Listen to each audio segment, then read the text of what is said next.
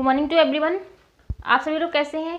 I hope आप सभी लोग बहुत अच्छे होंगे, है ना। तो जो हमारा ज्योग्राफी की एनसीईआरटी का 9th क्लास की एनसीईआरटी का जो पोर्शन बचा हुआ है पेनिनसुलर रिवर्स वाला 3rd चैप्टर है। 3rd चैप्टर का लास्ट पार्ट जो बचा है वो है पेनिनसुलर रिवर्स। इससे पहले हमने जो रिवर्स है, जो हमारा ड्रेनेज सिस्टम है, उसको हमने डिस्कस किया है। जैसे कि हमने देखा हिमालयन रिवर्स, हिमालयन रिवर्स को हमने देखा, वो हमारे 2 पार्ट्स में कवर कर ली गई। हिमालयन रिवर्स एंड जो ड्रेनेज सिस्टम से रिलेटेड जो भी टर्मिनोलॉजी है, जो भी चीज़ें हैं, वो हमने डिस्कस की और समझी भी, है ना। तो ये हमारा जो 9th क्लास की एनसीईआरटी है उसका जो लास्ट पार्ट है जो कि है पेनिनसुलर रिवर्स, है ना। जो रिवर्स को 2 पार्ट्स में डिवाइड किया गया था, एक तो जो है हिमालयन रिवर्स, देन है हमारा पेनिनसुलर रिवर्स, है ना। तो उसके बारे में हम चलिए अब इस वीडियो में देखेंगे। जो भी जितना भी बचा पोर्शन है एनसीईआरटी का, एनसीईआरटी के 3rd चैप्टर का 9th क्लास की, उसको हम इस वाली वीडियो में देखते हैं। तो आप लोग बने रहिए एंड अगर आपको वीडियो अच्छी लगती है तो आप लाइक कीजिए, शेयर कीजिए एंड कमेंट कीजिए एंड सपोर्ट बनाए रखिएगा, है ना। तो आप कमेंट ज़रूर कीजिएगा जिससे कि मुझे पता चले कि मतलब वीडियो में क्या इम्प्रूवमेंट करना है एंड किस तरीके का चल रहा है ना। तो चलिए हम देखते हैं, है ना। तो ये हमारी 9th क्लास की एनसीईआरटी, 9th क्लास की एनसीईआरटी का 3rd चैप्टर का ये हमारा 3rd पार्ट है ना। तो ये हमारी 9th क्लास की एनसीईआरटी चल रही है अभी ज्योग्राफी की, है ना। तो आपने अगर पहले लेक्चर्स देख लिए तो आपको इजीली समझ आएगा। अगर आपने इससे पहले वाले लेक्चर्स नहीं देखे हैं तो आप लोग उनको पहले कंप्लीट कर लीजिएगा, देन आपको ये पूरा समझ में आएगा। ये हमारी पूरी इंडियन ज्योग्राफी का पार्ट चल रहा है जो 9th क्लास की एनसीईआरटी में दिया हुआ है। इंडियन ज्योग्राफी है, ये सारी इंडियन ज्योग्राफी है ना। तो चलिए स्टार्ट करते हैं, है ना। तो पेनिनसुलर रिवर्स कौन सी है? पेनिनसुलर रिवर्स हमने देखा कि जो हमारा इंडिया है, ये हमारे इंडिया का मैप है। इस तरीके से हम देखते हैं, ये इसी तरीके से हम देख लेते हैं, रफ वाला, है ना। इस तरीके से कुछ बना हुआ है हमारा इंडिया। ये कुछ ज़्यादा हम अच्छा नहीं बना रहे हैं मैप, सिर्फ समझने के लिए, इस तरीके से, है ना। तो ये हमारा इंडिया है और ये इंडिया का ये वाला जो पार्ट है, ये वाला जो पार्ट है पूरा इंडिया का, ये हमारे इंडियन पेनिनसुला में आता है, पेनिनसुलर, है ना। और ये इधर आता है, जो ये हमारा नॉर्थ वाला पार्ट है। तो यहाँ पे हमने हिमालयन रिवर्स को पढ़ा क्योंकि यहाँ पर हिमालय पाया जाता है, हिमालय माउंटेन्स है, हिमालय पाया जाता है, इस वजह से यहाँ इधर की रिवर्स को हिमालयन रिवर्स बोला गया है। एंड जो ये वाला पार्ट है, ये जो कि इधर है अरेबियन सी, इधर है अरेबियन सी एंड इधर इस ईस्ट में देखेंगे तो इधर है bay of Bengal, bay of Bengal, है ना। तो ये 2 वाटर बॉडीज हैं, ये Arabian sea and bay of Bengal. तो जो भी रिवर्स ऑरिजिनेट होती है इधर से, हमारे जो पेनिनसुलर इंडिया से, या बोलें तो हिमालयन से, तो या तो वो बे ऑफ बंगाल में जाके गिरती है या फिर वो अरेबियन सी में जाके मिल जाती हैं, है ना। तो इस तरीके से जो ये इधर रिवर्स जो पाई जाती है उन्हें हम बोल देते हैं पेनिनसुलर रिवर। ये है पेनिनसुलर इंडिया,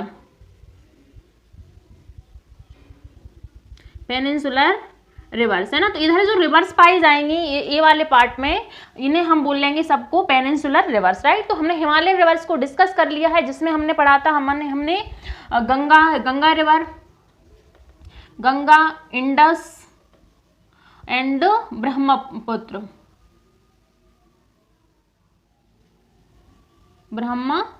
है ना, ब्रह्मपुत्र। तो ये हमारी है पूरी, ये है पूरी हिमालयन रिवर्स। एंड हम देखेंगे कि जो रिवर्स है जैसे कि नर्मदा, तापी, गोदावरी, महानदी, कृष्णा एंड कावेरी, तो ये 6 रिवर्स हैं, मेनली 6 रिवर्स हैं। इसे भी छोटी छोटी रिवर्स हैं, बट हम ये 6 रिवर्स के बारे में पढ़ेंगे जो कि बड़ी रिवर्स है, लार्ज रिवर है पेनिनसुलर इंडिया की। तो इनका ओरिजिन पॉइंट क्या है, इनका जो किस अरेबियन सी में जाके मिलती हैं या फिर बे ऑफ बंगाल में जाके मिलती हैं, तो ये इसका जो माउथ रहेगा, है ना। तो उसके अकॉर्डिंग हम देखते हैं कि ये रिवर्स कहाँ से ओरिजिनेट होती हैं एंड कहाँ पे जाके मिलती हैं एंड कौन कौन से स्टेट में जाके ये फ्लो होती हैं, है ना। तो इसको हम मैप के थ्रू देखते हैं, राइट। तो हम अपने इंडिया का रफ मैप बनाते हैं, बड़ा सा पेनिनसुलर का ही बनाते हैं ओनली, ये इस तरीके का हम बना लेते हैं, और ज़्यादा वैसा मैप नहीं बना रहे हैं जिससे कि हमें ये हमें अपना इंडिया के बारे में समझने में हेल्प हो, रिवर्स के बारे में, राइट। तो ये हमारे इंडिया का पेनिनसुलर पार्ट है जिन रिवर्स के बारे में हमें पढ़ना है। तो सबसे पहले हम देखेंगे कि जो नर्मदा रिवर है, नर्मदा रिवर जो ओरिजिनेट होती है वो इधर जो एमपी है, एमपी के अमरकंटक से होके निकलती है। एमपी जो स्टेट है, एमपी स्टेट के अमरकंटक इस जगह का नाम है अमरकंटक।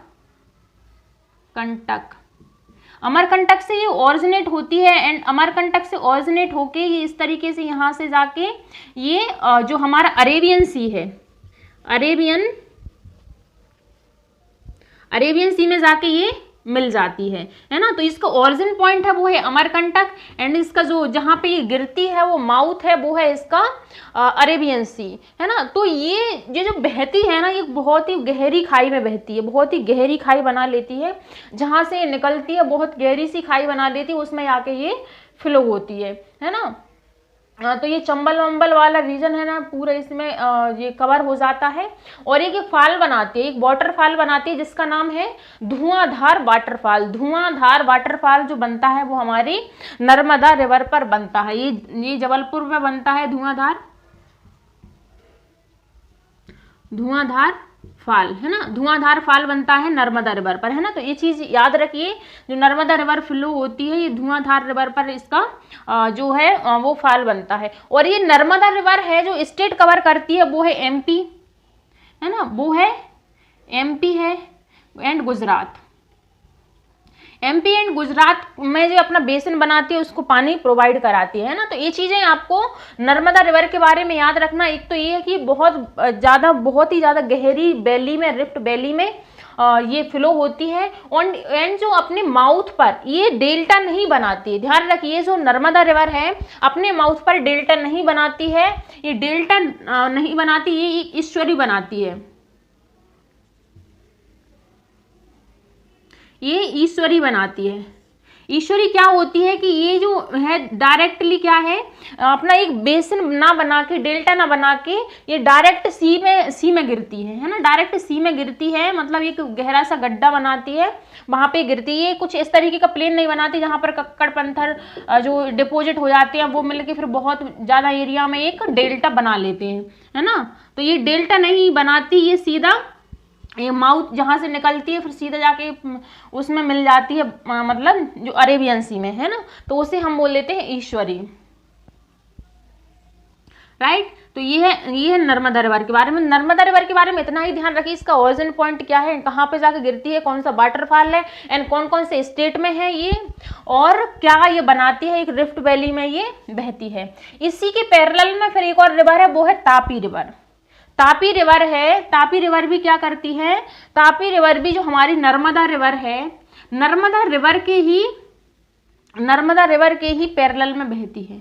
ये नर्मदा रिवर है एंड इसी के पैरेलल में ये जो है तापी रिवर बहती है, है ना। और इसका जो ओरिजिन पॉइंट है तापी रिवर का वो है सतपुड़ा रेंजेस, है ना, जो कि एमपी के जो बैतूल डिस्ट्रिक्ट है वहां से ओरिजिनेट होती है ना। यहाँ पर बैतूल डिस्ट्रिक्ट है जो कि एमपी जो स्टेट है उसमें है, वहां से ओरिजिनेट होती है एंड जो फिर गिरती है ये भी गिरती है हमारे अरेबियन सी में, और ये भी एक ईश्वरी ही ये बनाती है। तो ये ध्यान रखिए कि जो नर्मदा रिवर है एंड जो तापी रिवर है वो दोनों ही डेल्टा नहीं बनाती हैं, वो एक ईश्वरी बनाती हैं। और डेल्टा और ईश्वरी में आपको अंतर पता है कि डेल्टा क्या होता है एंड ईश्वरी क्या होता है ना। तो ये अरेबियन सी में जाके ये गिर जाती है, वो पैरेलल किसके है, ये जो है हमारी नर्मदा रिवर है उसके पैरेलल है, राइट। तो ये चीजें आप ध्यान रखिएगा। और देन पेनिनसुलर रिवर है वो हमारी गोदावरी रिवर है जो कि पेनिनसुलर इंडिया की सबसे बड़ी रिवर है, जो कि राइज करती है, ओरिजिनेट होती है वो नासिक महाराष्ट्र से। ये इधर पड़ता है हमारा, ये हम डिलीट कर रहे हैं और मिटा रहे हैं, आप इसको नोट कर लीजिएगा। हम जो मैप में दिखाएंगे वो हम दिखाएंगे अब हमारी है Godavari river, right, Godavari river. तो ये महाराष्ट्र से ओरिजिनेट होती है, वो हमारे पेनिनसुलर इंडिया की सबसे लार्जेस्ट रिवर है। महाराष्ट्र में जो एक नासिक जगह है, नासिक से ओरिजिनेट होती है महाराष्ट्र से एंड गिर जाती है हमारी बे ऑफ बंगाल में।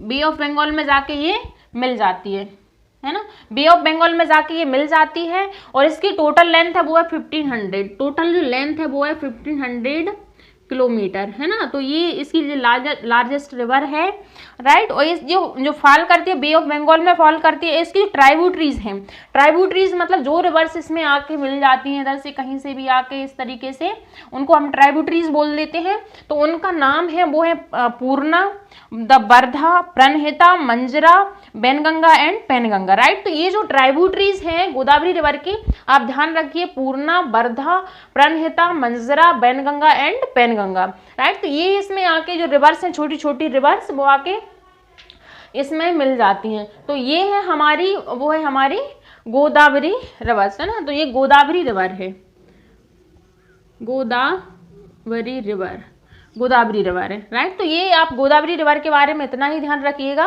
है ना, क्योंकि इस एनसीईआरटी में जितना दिया हुआ है हम उतना पढ़ेंगे। अगर बताएं तो और भी बहुत ज़्यादा है, लेकिन जिस तरीके से एनसीईआरटी का लेवल बढ़ेगा, क्लास बढ़ेगी, उस तरीके से हम डिस्कस करेंगे, है ना। एंड देन हमारी जो रिवर है वो है महानदी रिवर। नेक्स्ट रिवर है वो है हमारी महानदी रिवर।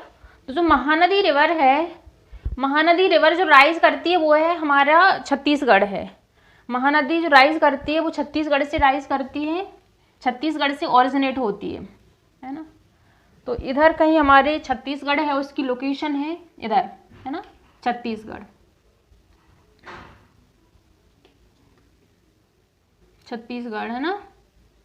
तो छत्तीसगढ़ से वो ओरिजिनेट होती है एंड जो फ्लो करती है इस तरीके से, और बे ऑफ बंगाल में जाके ये गिर जाती है ना, बे ऑफ बंगाल में जाके गिर जाती है। उसकी जो टोटल लेंथ है वो है 860 किलोमीटर, 860 किलोमीटर इसकी टोटल लेंथ है, और बे ऑफ बंगाल में जाके ये गिर जाती है। तो ये एरिया कवर करती है वो है छत्तीसगढ़ का, उड़ीसा का, है ना। और इधर जो आंध्र प्रदेश है, आंध्र प्रदेश वाला एरिया, ये झारखंड वाले एरिया को टोटली कवर करती है, उसको वाटर प्रोवाइड कराती है, वो है हमारी महानदी रिवर, है ना। देन है कृष्णा रिवर, कृष्णा रिवर है। तो ये कृष्णा रिवर है जो ओरिजिनेट होती है वो है महाबलेश्वर, महाबलेश्वर से कृष्णा रिवर ओरिजिनेट होती है ना। कृष्णा रिवर ओरिजिनेट होती है वो है महाबलेश्वर से, है ना, महाबलेश्वर।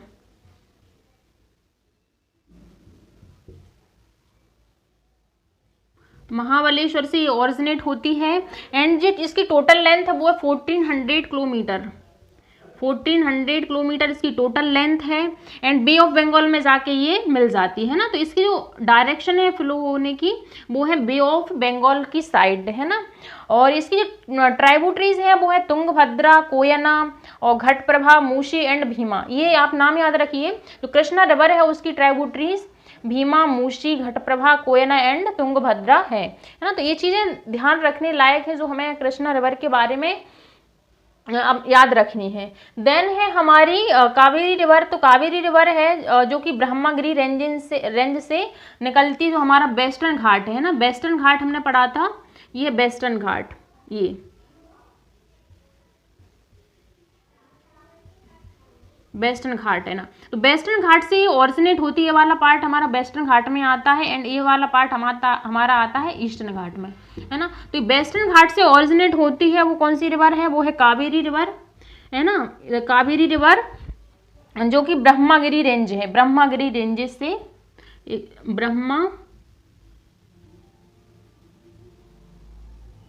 ब्रह्मगिरी रेंजेस, ब्रह्मगिरी रेंजेस से ये ओरिजिनेट होती है इस तरीके से एंड जाके ये मिल जाती है हमारी बे ऑफ बंगाल में ही। और इसकी टोटल लेंथ है वो 760 किलोमीटर है, 760 किलोमीटर है, राइट। और इसकी ट्राइब्यूटरीज है वो है अमरावती, भवानी, हेमावती, काबिनी एंड जो वाटरफॉल बनता है उसका नाम है जोग फॉल्स, है ना। जोग फॉल जो बनता है वाटरफॉल वो बनता है कावेरी रिवर पर, राइट। ध्यान रखिए ये हमारी कावेरी रिवर है, कावेरी रिवर पर बनता है जोग फॉल, जो कि सेकंड लार्जेस्ट फॉल है हमारे इंडिया का, वो है जोग फॉल। और इसकी जो ट्राइब्यूटरीज हैं उनके नाम याद रखिए, अमरावती और हेमावती, काबिनी एंड भवानी, राइट। तो ये चीजें आप याद रख सकते हैं। ये जो जो 6 रिवर्स हमने डिस्कस की हैं, इसका ओरिजिनल पॉइंट क्या है एंड किस कहाँ कौन से सी में या फिर बे ऑफ बंगाल में जाके मिल जाती हैं, और इसकी ट्राइब्यूटरीज कौन कौन सी है, कहाँ से ओरिजिनेट होती है, उस जगह का नाम याद रखना है, राइट। एंड कौन कौन से स्टेट में ये पानी प्रोवाइड कराते हैं, जैसे कावेरी है वो केरला, कर्नाटका एंड तमिलनाडु को पानी प्रोवाइड कराती है ना। तो इस तरीके से ये जहाँ से ये फ्लो होती है उस एरिया को पानी ये प्रोवाइड कराती है ना। तो ये थी हमारी जो रिवर्स है वो है 6 रिवर्स हमने देखी अपने पेनिनसुलर इंडिया की, राइट। लेक्स, और लेक्स क्या होता है कि जो रिवर्स फ्लो होती है, रिवर इस तरीके से फ्लो होती है, ये मियंडरिंग बनाती है ना, मियंडर्स बनाते हैं। हमने देखा था कि इस तरीके से इन्हें हम बोल देते हैं क्या, मियंडर है, मियंडर होता है जो इस तरीके से मुड़ जाती है ना जो रिवर्स, उसे हम बोल देते हैं मियंडर। तो जो मियंडर क्या होता है, जो प्लेन में आके, प्लेन एरिया में आके इतना बन जाता है कि ये जो रिवर है रिवर से अलग हो जाता है, इस तरीके से ये पानी भरा रह जाता है, फिर ये रिवर का फ्लो कट जाता है इससे, तो उसी से क्या बन जाती है यहाँ लेक, उसी से क्या बन जाती है यहाँ पर लेक बन जाती है। जब मियंडर ज़्यादा दूर पहुँच जाता है फिर क्या हो जाता है कि रिवर के फ्लो से वो हट जाता है, कट जाता है, तो फिर उसे हम बोल देते हैं क्या, लेक बोल देते हैं, यहाँ पर पानी भरा रह जाता है ना। तो जो राजस्थान वाला एरिया है जहाँ पर बारिश कम होती है, तो वहाँ पर क्या है, जब बारिश होती है तभी पानी रहता है, अदरवाइज जो लेक्स रहती हैं उनमें हमेशा पानी भरा रहता है ना। तो उन्हें हम बोल देते हैं लेक्स। तो लेक हमारे ऑल ओवर इंडिया में पाए जाते हैं, जैसे हमारे इंडिया की जम्मू एंड कश्मीर वाला रीजन है एंड साउथ इंडिया है, वहाँ पर लेक्स पाई जाती हैं। तो कुछ लेक्स हैं जैसे कि डल लेक है, डल लेक है जो हमारे इंडिया की जम्मू एंड कश्मीर वाले रीजन में पाई जाती है डल लेक, और चिल्का लेक है जो कि खारे पानी की लेक है, जो कि उड़ीसा में पाई जाती है, उड़ीसा में है चिल्का लेक है ना, सॉल्टी वाटर इसमें पाया जाता है। कोलेरू लेक है आंध्र प्रदेश में, सांभर लेक है ये भी सॉल्ट वाटर की लेक है जो कि राजस्थान में है, लोकतक लेक है जो कि मणिपुर में है, और बुलर लेक है जो कि जम्मू एंड कश्मीर वाले एरिया में है। तो ये लेक है एंड ये कौन सी, ये जो हमारा राज्य है उसमें पाई जाती है वो आपको ध्यान रखना है। और ये लेक्स रहती है एक बहुत ही एक सीनरी का काम करती है, जैसे कि कभी भी वेकेशन रहता है तो वेकेशन पे लोग यहाँ पर जाना पसंद करते हैं, क्योंकि एक रिलैक्सिंग पॉइंट रहता है, यहाँ पर बहुत सारी सुविधाएं दी जाती हैं, अट्रैक्टिव प्लेस रहता है। जो लेक रहता है वो एनिमल्स के लिए, बर्ड्स के लिए, एंड जो हम भी जाते हैं कभी वेकेशन पे तो हम यहाँ पर घूमने जाते हैं, जैसे डल लेक है जम्मू एंड कश्मीर वाला एरिया है, हम सर गर्मियों में जाते हैं जिससे कि यहाँ पर सीनरी को एंजॉय कर सके, है ना। तो इस तरीके से इनके बहुत सारे इंपॉर्टेंस हैं, और इकोलॉजी में इंपॉर्टेंस इनकी रहती है कि यहाँ पर बहुत सारे जीव जंतु भी पाए जाते हैं, बर्ड्स पाई जाती हैं, फिशेस पाई जाती हैं, बहुत सारे जो एक्वाटिक एनिमल्स हैं वो भी इसमें पाए जाते हैं। इस तरीके से यहाँ की इकोलॉजी भी मेंटेन रहती है ना। और ये दूसरा नेक्स्ट पॉइंट है वो है हमारा रिवर पॉल्यूशन, है ना। रिवर्स है, रिवर्स बहुत ही ज़्यादा इंपॉर्टेंट है हमारे एनवायरनमेंट के लिए, इकोलॉजी के लिए, ह्यूमन बींग्स के लिए। जैसे कि बहुत सारे एक्वाटिक जो एनिमल्स रहते हैं उनका हैबिटेट रहता है, उनका घर रहता है रिवर्स, है ना। तो उसी तरीके से उनका बना रहना, एक तरीके से पॉल्यूशन फ्री रहना बहुत ही ज़्यादा ज़रूरी होता है। और जो पॉल्यूशन होता है, जैसे हम क्या करते हैं रिवर्स में ही, फैक्ट्रियाज है, जो फैक्ट्रीज है जो रिवर्स के किनारे पर, बैंक्स पर, तो वो क्या करती हैं, जैसे इफ्लुएंस जो रहता है, जो वहाँ से गंदगी निकलती है वो रिवर्स में छोड़ देती हैं, या फिर हमारे जो बहुत सारे रिचुअल्स हैं, हमारी जो धार्मिक जो सिटीज़ बसी हुई हैं तो वो रिवर्स के किनारे पर बसी हुई हैं, जिससे कि जो भी वहाँ का जो वेस्ट प्रोडक्ट रहते हैं उसमें ही सीधे डाल दिए जाते हैं विदाउट ट्रीटमेंट के, जिससे क्या है हमारे जो रिवर्स है, हमारे इंडिया की खासतौर पर जो रिवर्स है बहुत ही ज़्यादा पॉल्यूशन है ना। और जैसे कि हाइडल पावर प्रोजेक्ट्स लगाए जाते हैं तो वहाँ से भी बहुत सारे केमिकल्स निकलते हैं, तो वहाँ से भी रिवर्स का पॉल्यूशन होता है। इस तरीके से बहुत सारी ह्यूमन मेड जो एक्टिविटीज़ रहती हैं जिसकी वजह से जो रिवर का पॉल्यूशन है बहुत ही ज़्यादा बढ़ता जा रहा है। इसके लिए हमारी जो गवर्नमेंट है वो भी बहुत सारे नेशनल रिवर कंजर्वेशन प्रोजेक्ट भी चला रही है, जैसे कि गंगा, है ना, गैप है, गंगा एक्शन प्लान है, गंगा को क्लीन करने का जो प्रोजेक्ट है वो भी चला रही है। तो जरूरी है कि जो वाटर बॉडीज़ हैं जो कि एक इकोलॉजी के बहुत ही ज़्यादा इंपॉर्टेंट हैं और हम लोगों के लिए भी बहुत ही ज़्यादा इंपॉर्टेंट है, हमारे लिए पीने के लिए पानी प्रोवाइड कराती है रिवर्स, और जो हम पावर जनरेशन करते हैं वहाँ से या इरिगेशन के लिए जो भी पानी लगता है वो भी हम रिवर से ही मिलता है हमें, तो इनका पॉल्यूशन फ्री होना बहुत ही ज़्यादा ज़रूरी है ना। तो रिवर्स की बहुत ही ज़्यादा जो हालत है बहुत ही ज़्यादा ख़राब है, जिसके लिए गवर्नमेंट प्रयास कर रही है, बट वही है कि मतलब धीरे धीरे इम्प्रूवमेंट हो रहा है, लेकिन पॉल्यूशन बढ़ने की वजह से, पॉपुलेशन बढ़ने की वजह से सिटीज़ में जो भी एक्टिविटीज़ रहती हैं वो इंक्रीज़ हो रही हैं, जिसकी वजह से जो पॉल्यूशन बढ़ता ही जा रहा है रिवर्स का, है ना। तो ये था हमारा पूरा चैप्टर, आज ख़त्म हो गया है, 3 पार्ट में डिवाइड हुआ और 3 वीडियो जिसकी बन गई हैं। जो हमारा 3rd चैप्टर है 9th क्लास की एनसीईआरटी का, ये वीडियो छोटी छोटी बनाई जाती हैं जिससे कि आपको मतलब पढ़ने में आसानी ना हो, सुनने में आसानी ना लगे कि यह इतनी बड़ी वीडियो है ना।